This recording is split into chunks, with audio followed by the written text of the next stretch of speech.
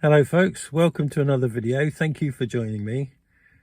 Today's video is a review. I've had this Mini Cooper SE electric for just about a year now, and I thought it'd be a good idea just to reflect on what it's been like. My first year as an EV driver, what kind of experience has it been? Good, bad, and you know, what's it cost to own an EV, and what kind of problems and advantages does it give? Today we're driving down to Wimbledon, and this is a good opportunity to show exactly what it's like to take the Mini SE on a long distance trip. It's cold, it's wet, it's not a very nice day. We didn't have a chance to charge up the car last night, so we're going to charge the car on the way. Immediately, that means the trip's going to take longer because we're going to have to stop probably for at least half an hour to charge up to 100%, and then we're probably going to have to charge again before we get to the hotel. So it makes it a long journey. It is a Sunday and we have got plenty of time, so we're not under pressure, but it does show you the very stark difference between just jumping into a petrol or a diesel car and just hitting the road, going as far as you need to before you need to quickly top up with petrol or diesel in 5 minutes. Very different experience.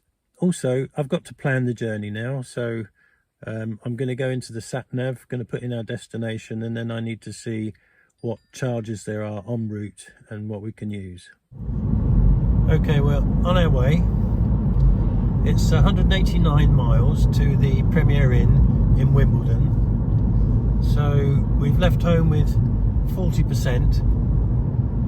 So we're going to need to do at least 2 charges. I anticipate probably more likely 3 charges, in order that we'll wake up in the morning and have some charge and be able to go somewhere. So this is part of the EV life that I don't like. You know, the uncertainty of where we're going to refuel.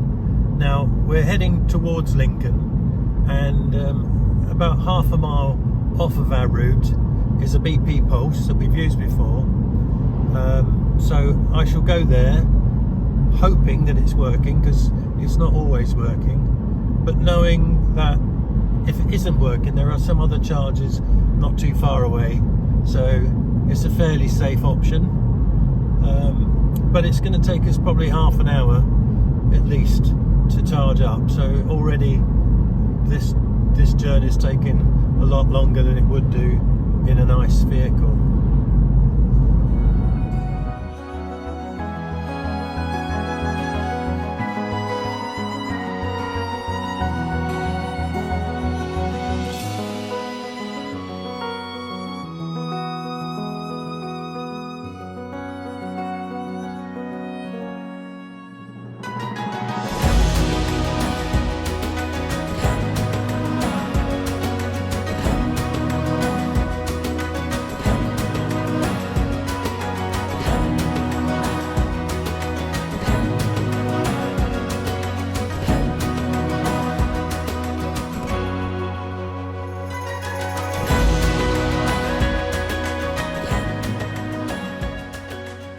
One is a strike. This BP Pulse is out of order.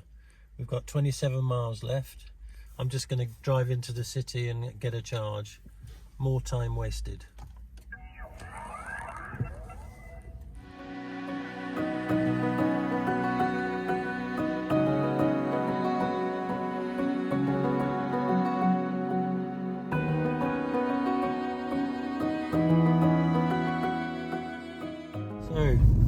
This is our second charger we're about to try. This is an Instavolt at a McDonald's. I have used it before. It's not accessible, so I don't like to use it for 2 reasons. 1, because it's not accessible, and 2, because it's expensive. But already we're losing time on this journey, so I don't really have much choice. So let's see if it's working. Well, I'm sure it's working, being an Instavolt. but I won't be able to do the charge. My wife will have to do it.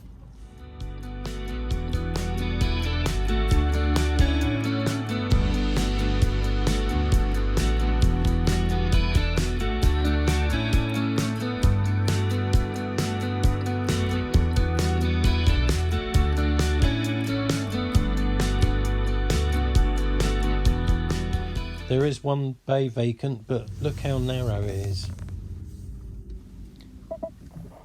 So we've plugged in, and this will give you a real time to see how long it takes to connect. Usually quite quick here.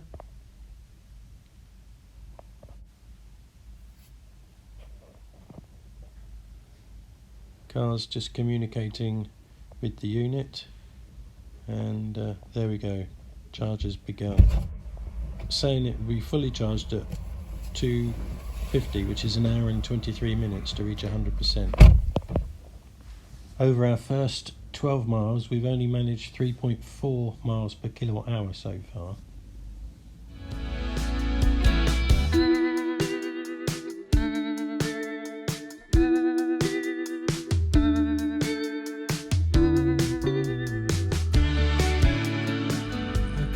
We've charged up to 87%, and we've got about 87 miles range. So we've spent 40 minutes to get a range of 87 miles, and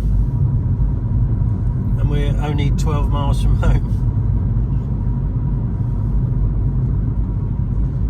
Well, let's talk a little bit about the realities of driving an EV. First of all, I do like this Mini. I mean, it's a fantastic little car, and when we use it just for local commuting, it's brilliant. You know, it's fun to drive, and it's reasonably economical using the home charging at 33 pence per kilowatt. But take a day like today, honestly, it's not fun at all. First of all, it's cold and raining, so immediately that's going to impact our performance. We'll probably lose about 10% of our range just because it's raining, what with the wipers and the resistance of the wet roads, etc. Then there's the climate control. There's no doubt about it, with an electric car, climate control is compromised. You know, if you use it, it's using the juice out of your charge, and it's not as efficient as the climate control that you get in a normal petrol or diesel driven car. We're an hour from home and we've done about 15 miles. That's the reality. A lot of EV drivers might be saying, oh well, he should have charged before he left. Yeah, I should have planned better, I should have charged sooner, but daily life is not like that. You know, last night the weather wasn't very nice and my wife wasn't feeling very well, so didn't go outside to charge the car. And the reality is, if we jumped into our petrol Mini Cooper S, we wouldn't have given it a second thought. We'd just be driving, probably be halfway there by now. So this is not the perfect solution, a long way from it. To be clear, I did buy this car for local commuting. I was quite aware of the Mini's limited range, and that didn't really faze me, because 90% of the journeys that we do are well within the range of the Mini's 100 to 140 miles range. But on the odd occasions that you have no choice but to do a long journey in the Mini, then it really isn't suitable for that. An inordinate amount of planning and good luck are necessary for you to be able to get anywhere in any amount of time. Otherwise, it's just going to take you a couple of hours longer than it would in a petrol car, because you've got to charge so often. I've had hand controls fitted to the car, and together with the one pedal driving, you know, with the regenerative braking, it's really nice and easy to drive. And with the rear seats folded down, there's plenty of room in the car for the two of us, plus all of our luggage and the wheelchair. So, love the car. What's really letting us down is the public charge infrastructure. Not only is it unreliable, but it's inaccessible, and now it's also becoming expensive as well. So, you know, the advantages and the pleasure from driving this car is reduced quite considerably over the last year, and it's got to the point now where, you know, fortunately we've got another car, a petrol Mini Cooper, and if we're charging at BP Pulse, for example, at 57 pence per kilowatt hour and getting 3.7 miles to a kilowatt hour, then you know, if the Mini's getting 40 miles to the gallon at 155 per litre, then there's really not much difference in the price, other than we can get there quicker in the petrol car. Obviously, if you are doing long trips quite regularly and you've got a long range EV like a Tesla, then, you know, this isn't such an issue. Well, we've got as far as Peterborough, and we're at the services. We went to the Ionity, and it was completely occupied. There was one charger out of operation, and there were 6 people in the queue. So now we're at the GridServe in the same service centre, and they're all occupied as well. So far, not so good. Well, we're still in the queue. We've been in the queue about 10 minutes, so I expect to be here for quite a while. These are the horrible facts. We've done 77 miles in 3 hours and 10 minutes. And that's just going to get worse.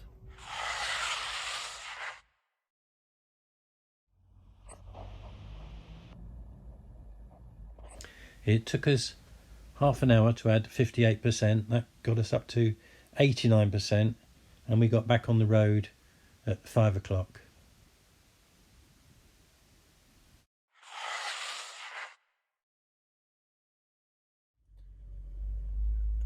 We're getting closer to London.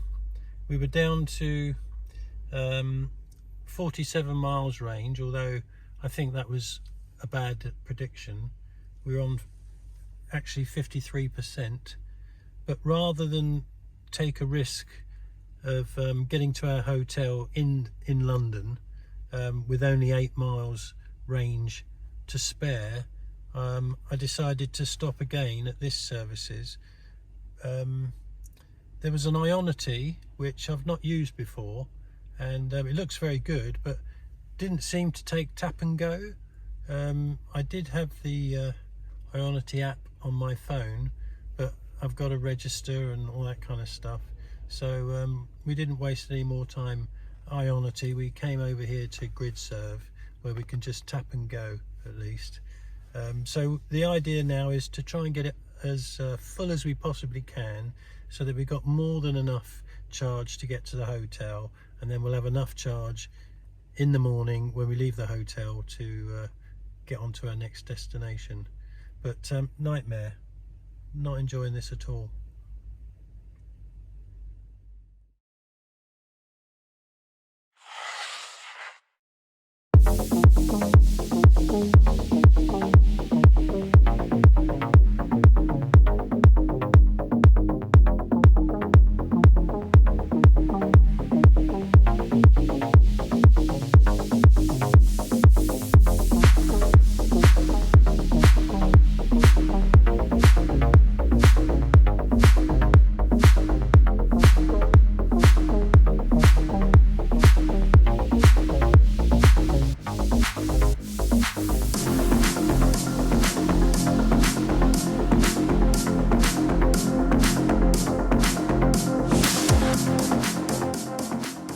Well, we made it to the hotel, 9:05, driving through central London, having to stop for a toilet break, and then when we got here, couldn't find the way into the hotel because there were roadworks, car park was full of porter cabins.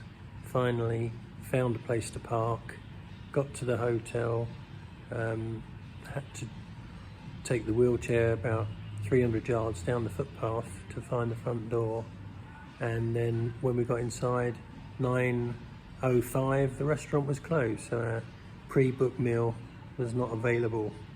So I've just asked for a refund and I've got that, and I think we're going to go over now to Pizza Hut once we've put the bags in the room. What a horrible day. If I told you I was ready right this minute, would you just run off and tell someone? I just feel like you need to know. I don't wanna feel like we're wasting. Well, we finally made it to the room. 10:30. It's a nice pizza. I missed the football. England won 3-0 against Senegal in the World Cup. Never mind.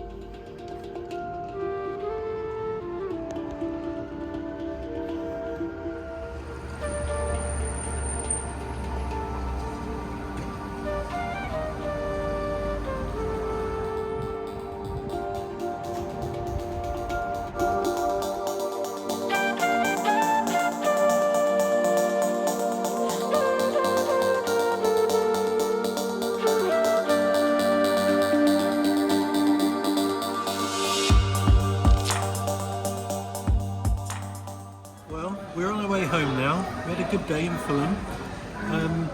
We left with 97% charge, and we're back at the same services near Peterborough, using the same grid surf charge that we used on the way down. But this time on the way home, it's much better. There's not much traffic. We didn't have to queue. Got straight onto the charger, and the charger worked straight away. And the benefit is, got the Mexicana restaurant here, which is my favourite. So yeah, a good trip home after a good day. So anyway, thanks for watching another video. I hope you enjoyed it, and if you did, please do click the subscribe button, give me a like, and see you in the next one. Bye.